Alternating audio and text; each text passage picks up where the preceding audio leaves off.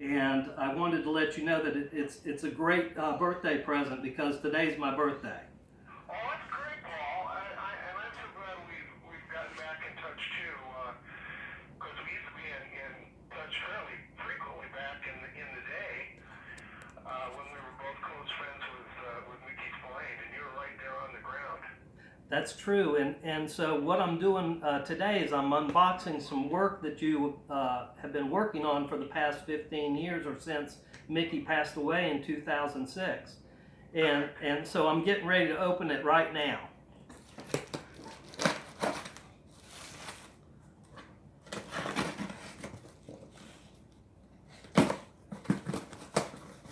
All right.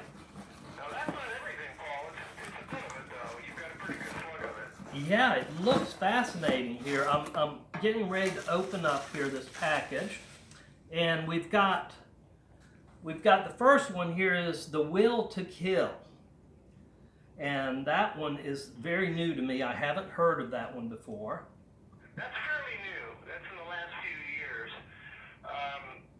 I should probably tell you, and I think you may know this, what the situation was, but I was in touch with Mickey quite a bit in the last weeks of his life, and he called me at one point and said he was working on the last My Camera, a book called The Goliath Bone, and he said, I don't know if I'm going to get this finished. He said, would you finish it for me if I can't?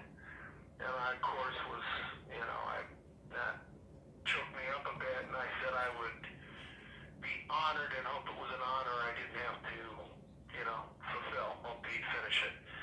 And he, of course, did not, and I ended up doing that. But at the same time, around the same time, he turned to Jane and said, his wife Jane, and said, when I'm gone, there'll be a treasure hunt around here. Take everything you find and give it to Max. He will know what to do. And it was, as you know, Paul, he had 3 offices. Yes, he did. He had one on the main floor of the house. He had one on the top floor, as I recall. And then he had that little house on stilts, the little thing that actually had survived Hugo. Yes. Which should have been the first thing to go. But there was all kinds of stuff in all 3 offices. He had books going, and he had, my wife and I came down for the memorial for him, and Jane and Barb and I sat at the big dining room table with stacks of Spillanes material, and we would go through it, sorting it to see what it was, and every now and then one of us would say, here's a hammer, here's a Mike hammer, and because that was the gold, that was the gold. And basically we found something like 8 unfinished books that had substantial, starts, a good 100 pages or so. And then there was another stack of stuff that was shorter, where he had done a chapter or 2, and then finally down into where he had just done maybe a short 1-page synopsis. Now, The Will to Kill was one of those. It was just basically a single page. Yeah. Well, I'm looking at several of these which I'm just not recognizing at all. I mean, even the like this one here is Kill Me Darling, because I remember he wrote the book Kill Me Deadly, and I'm wondering if that's a play on that book or that title. It was, I had access to all kinds of material, and one of the things I had were some titles he had not used. And I knew this particular book, which was going to be a sequel to Kiss Me Deadly, and I thought Kill Me Darling was good, enough was so similar that it was a nice way to tie the 2 books sort of immediately together. It has been fascinating. I still have about half a dozen I can do. Now we're getting down to where the material isn't as fleshed out. Yeah. But, well, and I did not do anything. I started with the stuff that there was the most material. Right. And a dozen of these. I was very much into the flow of it. I mean, one time Jane said, which just was the best compliment I could have ever got. She said, "You are Mickey Spillanes," she said to me, and I just thought that was the greatest thing because. And the other thing that I get a kick out of is when we get reviews, they will quote things as, in the reviews as like typical Spillane lines, and usually about half of them are by Mickey and about half of them are by me, and you can't tell the difference. So that's what you want. Yes, absolutely.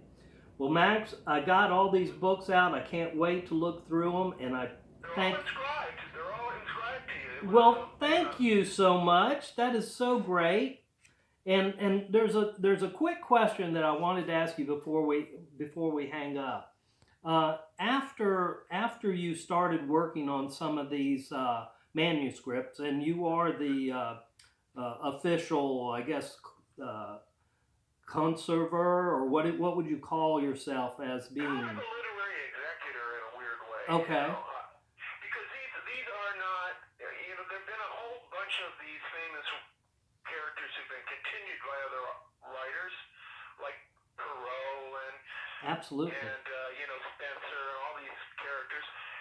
This is the only example where the originator, who was very important, obviously, had left a lot of unfinished material, and everything that I've done has a basis in his work. I mean, these are collaborations.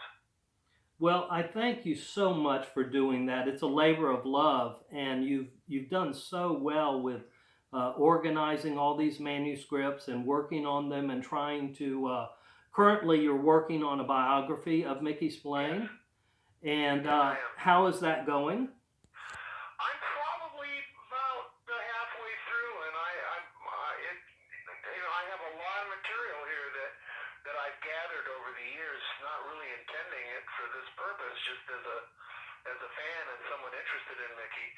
And putting his life together, what's most interesting to me is it's a story. Just like, I mean, he was a great storyteller, and he lived a storyteller's existence.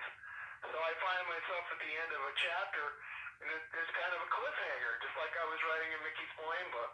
And I am. It's just about Mickey, not Mike.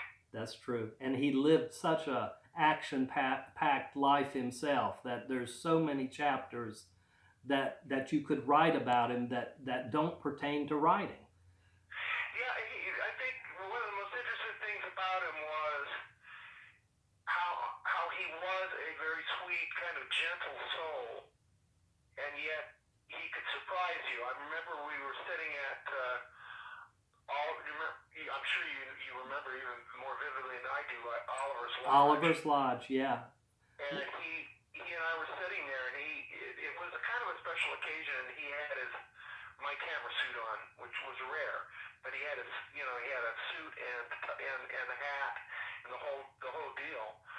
And we were sitting chatting about something, and he said something about somebody had done something to his car, caught somebody fooling with his car on the street in New York, and this had been not too long ago. And he said, I chased after the guy, and of course he was, at this point, in his 70s. And I said, well, Mickey, how, I mean, that's kind of risky in New York, no offense, but, you're not a spring chicken. You ran after some guy that was fooling with your car, and he said, well, I'm always, I had a friend, and he opens his coat, and there in Oliver's Lodge on his hip